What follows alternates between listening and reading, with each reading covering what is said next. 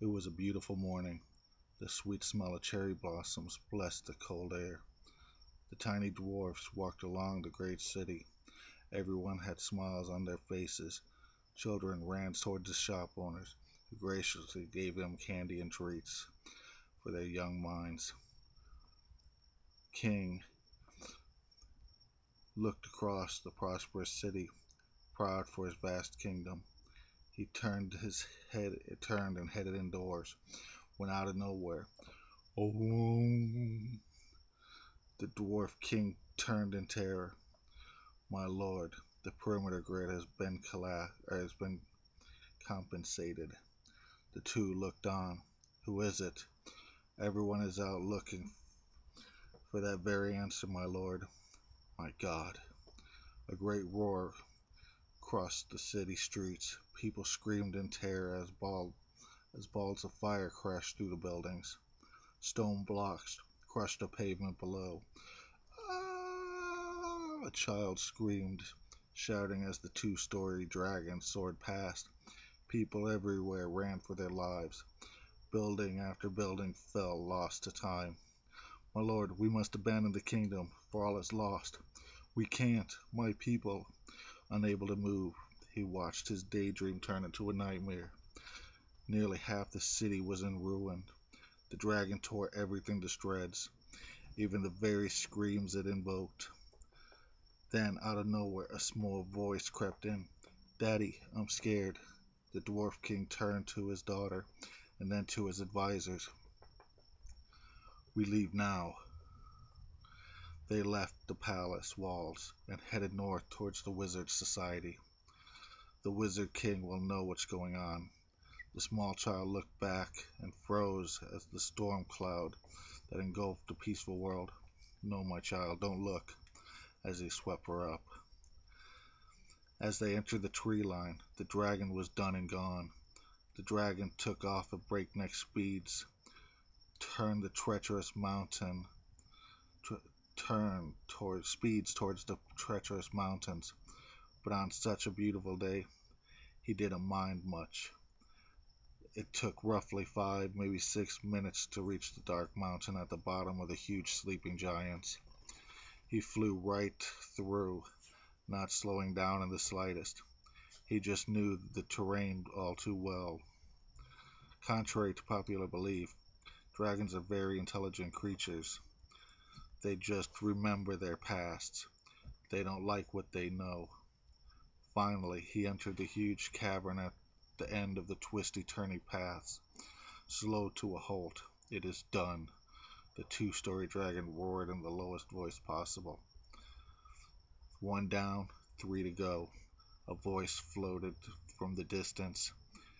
And only a minor victory at all. The Goblin Empire will not be so easily detained by your dragons.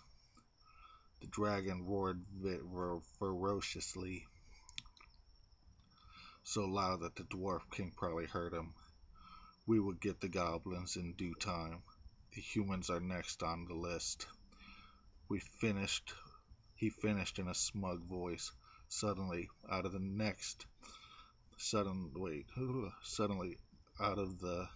shadows, a man appeared. True, of course, you're right. I can't let my impertinence interfere with the plan. But remember, he said in a cheery voice, I have just the same. I have just the thing that those pesky goblins. It's the wizards I'm concerned about.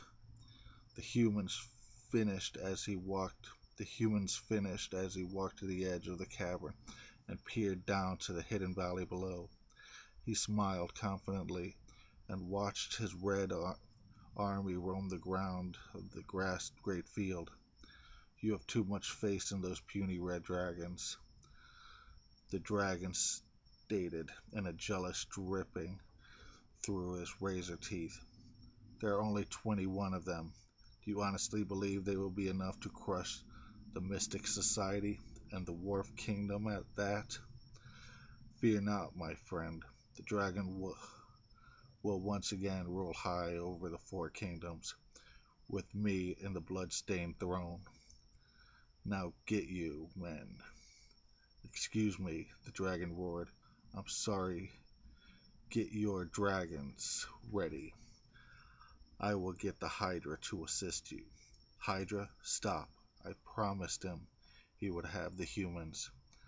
The large dragon bowed his head and walked into the shadows. But the Dragon Master knew he had a much more dangerous task at hand. Although he could control the dragons against even their own will, for some reason the Hydra was constantly disobedient when he chose to be. The Dragon Master floated to the surface, deep under the cliff, and flew through an 8-foot tall war machine under his control. They are a beautiful species, more majestic than all 15 other ancient creatures, and more powerful than all combined, in his outstanding opinion. He knew if he wanted to beat the wizards, they were his only major defense, but he had another shark to release first. He had approached the cave at the far end of the valley. He paused for a moment. In the blink of an eye, a metal shield grew across his skin until he was completely engulfed. Hydra, he screamed through the echoing caves, and yet no reply. The Dragon Master refused to play childish games and would not call him again. Moments later, the three-headed snake slithered out. One head even snapped at the unflinching iron human. Before the head could even fully return, 7 dragons surrounded the titan-sized demon. For the Hydra knew he had no chance of winning. It's just he wanted to be a little shit as usual. It's time. One of the heads slithered with anticipation. It's about time, human. One of the others' heads saved under its tongue. The Dragon Master turned his head towards the rest of the red dragons, which now moved in a circle, then cleared a path for the monstrous snake, but keep right on its ass until it was close enough to the 10 dragons ready for battle. Now the Dragon Master knew the Hydra could overcome the small band, but its thirst for human blood was more intense. Meanwhile, far north, in a large tower at the center of a great city, the Wizard King sat and watched the dragons violently overwhelm the dwarf people. A noise at the door of the balcony drew his attention. I have put out the word. We are already getting the switchboard overwhelmed with replies. The Wizard King's apprentice said happily. Do not be so impertinent, my pupil. Take the call. Hire no one. But, sir, why put out a bulletin if we're not going to hire any hunters? Then look on. The look on his face was more puzzled than usual. The Wizard King could feel the countless questions running in his brain. That's why he chose him for an heir. You have a lot of learning, my curious friend. Although Czar could hear the fondness in his master's voice, he only could feel the terror so far away. He walked through the master's chambers, down to the winding stairs, towards the telephone room, where there were people busy at work, taking calls, and aside from the dramatic increase, there was business as usual. Czar relayed his master's message, but that brought no comfort. He wanted to do more. He wanted to do something that would convince his friend he was right. He had the right choice, and not just a waste of time. So late that night, he snuck out, jumped in his car, and headed towards the fallen city. The king then had a strange notion. My lord, we just got word that the Dwarf King has been completely destroyed. Our Dwarf Kingdom has been. The dark-haired May related. How? The king demanded. The reports are sketchy. A goblin force attacked the lookouts. They say it was 5 dragons. But you know as well as I, my lord, the dragons don't hunt in packs. The human king sat in silence for a moment. How did they get through the shield grid? That's another reason the story is so unbelievable. Apparently, it shut down right as they approached. The goblins? Yes, my lord. That's what our analysis have deducted. We believe the dragons were lured to the kingdom, and the goblins sabotaged the grid reactors. Very good, Aridius. I want armored guards patrolling our reactors, and the military at full alert. Goblins will not overrun my kingdom. He wasn't worried their armies could stop 5 dragons easy. A single flame, the only source of light in the damn cave. Hello, my iron dragon. Morrow, the only albino dragon in the world, growled, and the two rarest. Hello, my old friend, the dragon master said. Is it already time for number 2? Whenever you're ready. Suddenly, Mara looked towards the far bookshelf when a large book worked its way free and floated towards him. It opened about a third of the way, and he began to chant in a repeating tone. Whoom! Suddenly echoed the silence. Almost systematically, the king and Ada Aridius' head turned, but it was too late. 10 dragons filled the sky and turned day to night. People everywhere became screaming when the rumble of the cannon shook the ground, as if it was hell's very own war cry.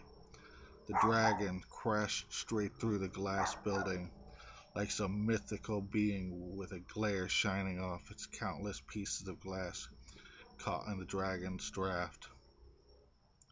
Human soldiers ran out blazing their guns, only to be swept off the streets and splattered across the nearby walls. Innocent bystanders watched in shock as the horrible display, as if it was cannon fire itself, kept their hearts pumping. The chaos tore through the city with no hope in sight. Tanks and jets sped around trying to keep up with the agile beasts. And slowly but surely, the Titan itself slithered down, the town nearly invisible compared to the flying thunders encompassing around it.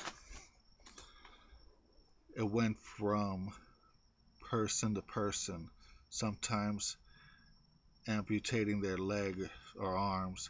Hell, he even swallowed them whole. It was like an art of the three-headed beast.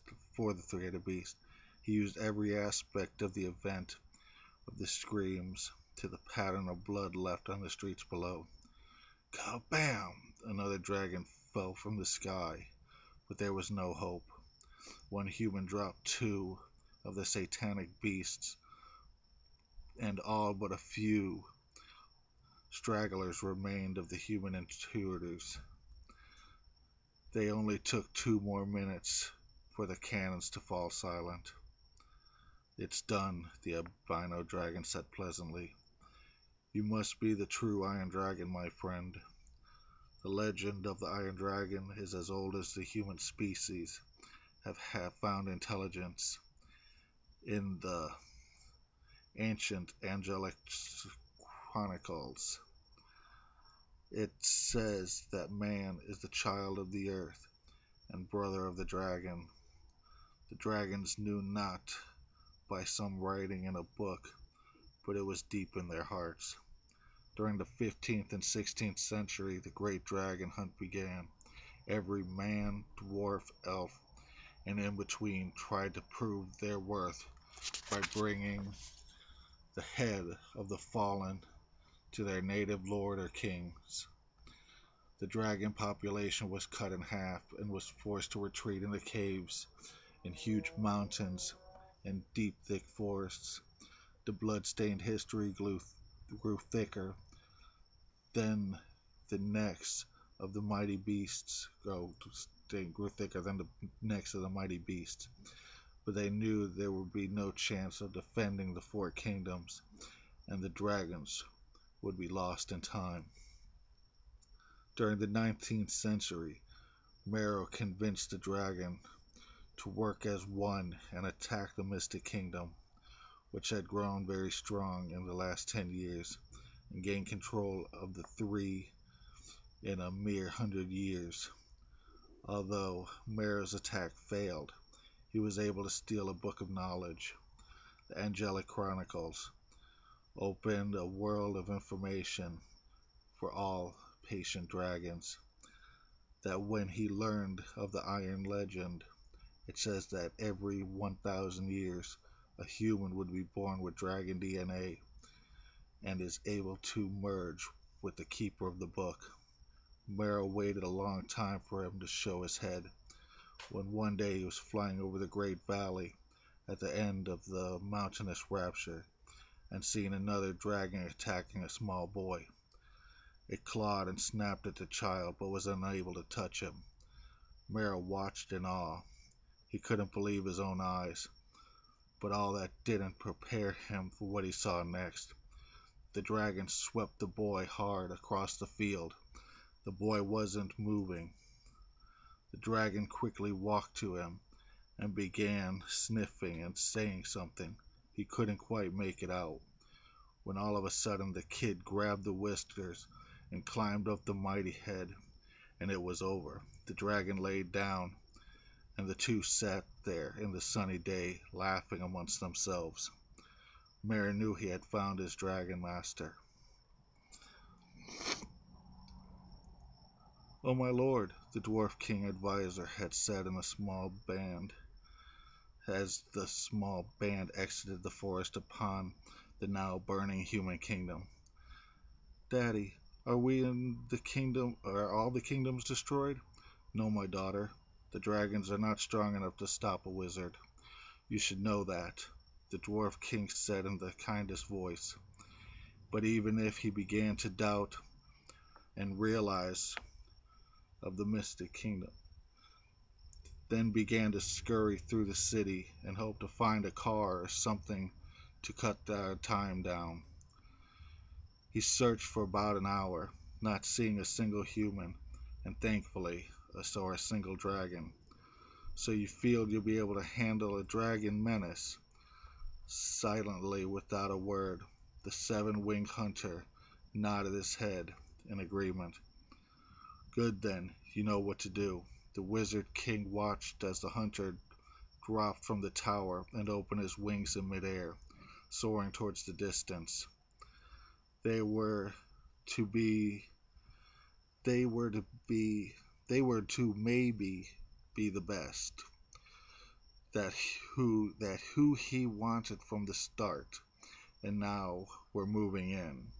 He had been waiting for him the whole time. Their faces were like stone, emotionless, set for action. They wore big earth-tone clothing, and believe it or not, steel-toed boots. Their diamond blade weapons shined far into the distance. He only hoped it would be enough. "Who goes there?" Aridius yelled from across the city park. May be sure the reflection of his blade was noticed. "It is I, Tak, advisor to the Dwarf King." The small band approached slowly, trying not to create hostile tension. "Who might you be?" they asked in a scared yet pleasant voice. "I am Aridius, knight to King Samuel." Finally, they were close enough for the kings to recognize each other. They sat and talked about the previous events. They sat there for about an hour when something caught their attention.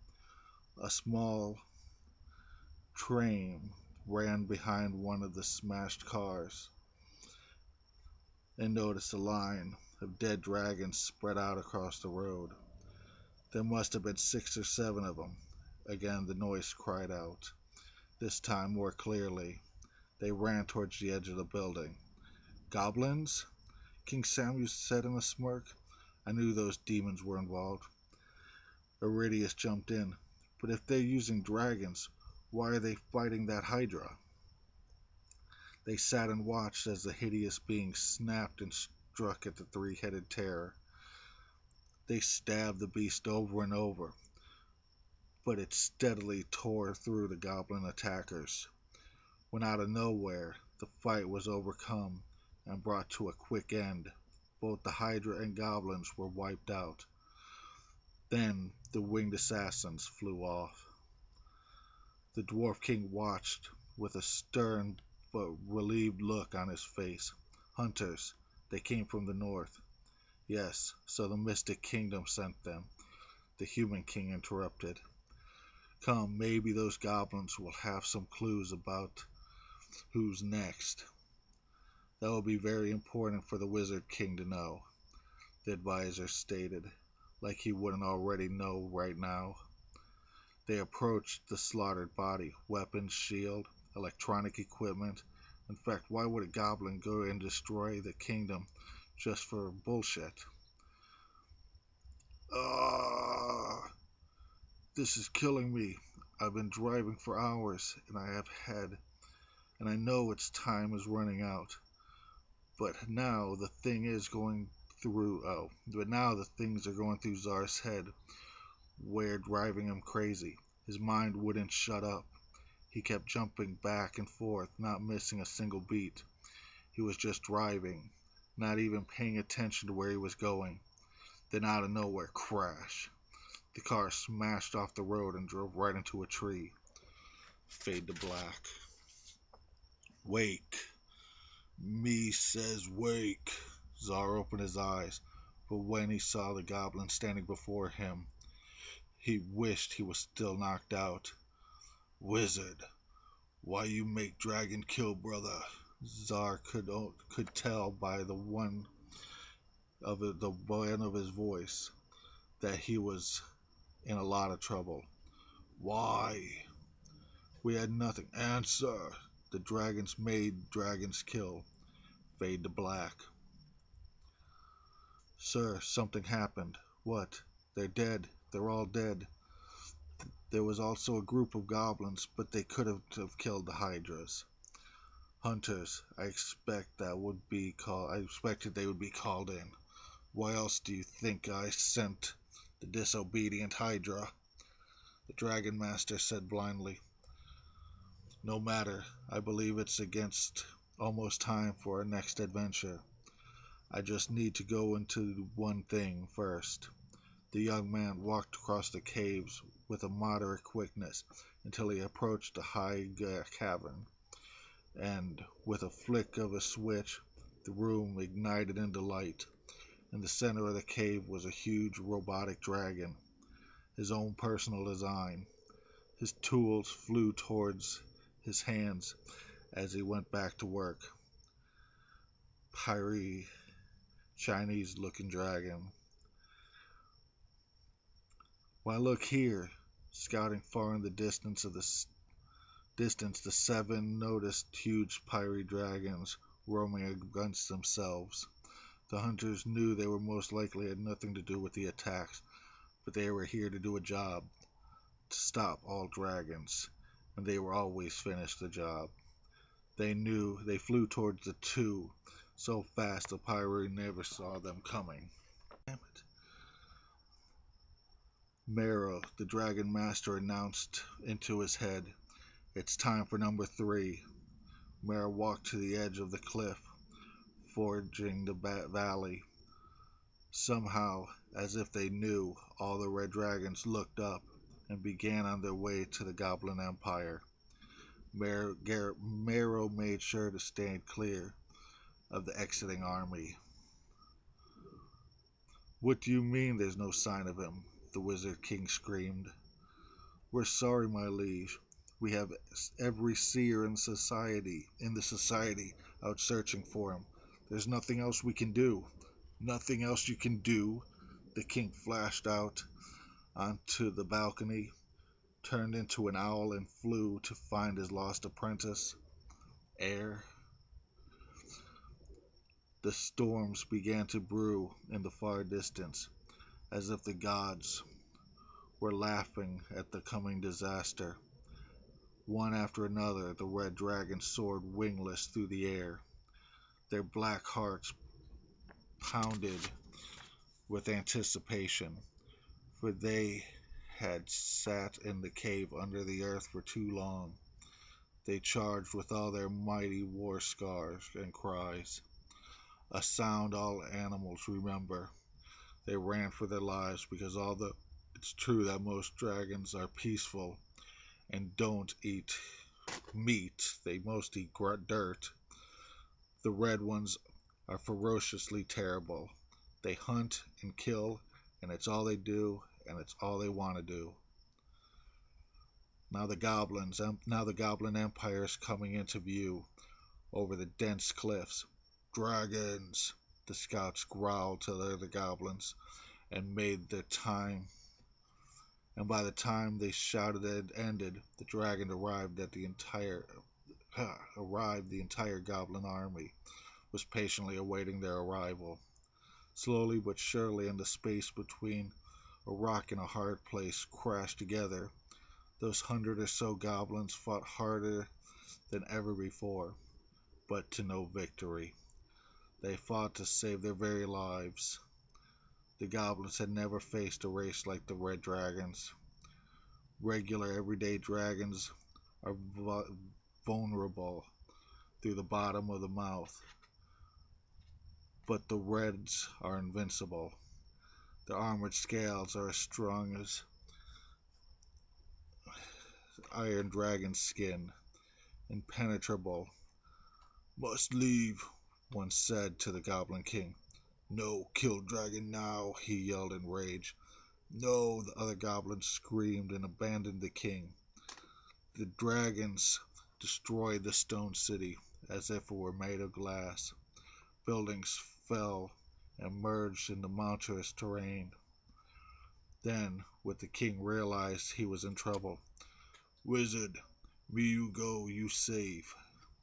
The apprentice did not want to, but being in the sacred bars, he wanted even less. So the Goblin King released him, and Czar shifted to the outside in the now lost city.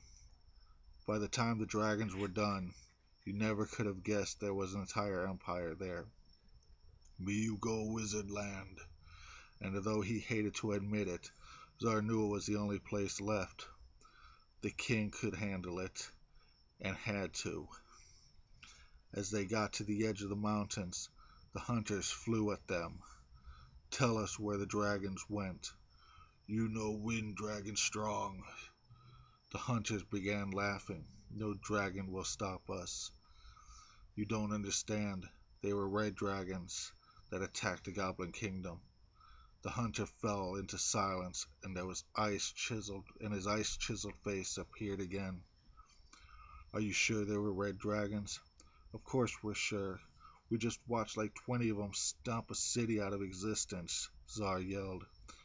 We need to see the Wizard King. Nearly right as the small band had arrived at the central tower in the Mystic Kingdom. Tell the Wizard King that King Samuel and King Bombage needs to see him. My apologies, my lord, but the Wizard King is off in search of his apprentice, the elf lady said in a sad voice. Since you traveled such a long way, you are welcome to stay and wait for him. The small band sat there. Come in. Where else do you have to go? Thank you, my lady. Later that night, while the small band was rested, the Dwarf King's daughter noticed 7 angels approaching the tower. These have to be the same hunters that killed the Hydra, Iridius mentioned. You stay here, baby. We need to have grown-up talk upstairs. Okay, Daddy. The 2 kings and Iridius ran to the top of the tower. Those hunters must know where the Wizard King went. When they finally reach the top, they see Czar headed towards the cabinet and pull down a crystal ball. Oh, pardon me, my lord, I beg you not to think of me ill-mannered, but I must contact my master. Ha ha ha, we're here hoping you'd say that. Oh, echoed the silence. Shit, not again, there's no way. They ran to the balcony, and in the distance, they saw him. The red dragons broke the perimeter and began their final conflict. What the hell is that? Czar noticed. The hunters looked across the city. 1,000 years, and the slightest whisper. It has to be an iron dragon. Can it be? All of a sudden, the 21 dragons vanished into the city, lost except for the smoke and flame. The iron dragon charged the tower. Here we go, Marrow, the dragon master transmitted telepathically. The dragons will be avenged. The iron dragon circled the tower. He began to attack the critical operations point near the tower, and without anyone noticing, the dragon master jumped from the top of his creation, and before he reached the ground, his iron skin sprouted out of his body, and he landed in a huge bang that formed a crater under his feet. The true iron dragon turned and charged the tower. This ends today. The red dragons crushed through the city. The wizards used all of their might, but were unable to stop the impending devastation. The dragon master kicked through the tower wall and flew upon top to the top, destroying everything in his path. The hunters charged the intruders. They flew around looking cooler than shit, but every time the dragon laid a hand on one, it was all over. Czar jumped at the Iron Man monster, but made it no further than a foot. The Dragon Master looked over and saw the Wizard King standing behind him. Finally, all 4 kings in one place. This was over before it started.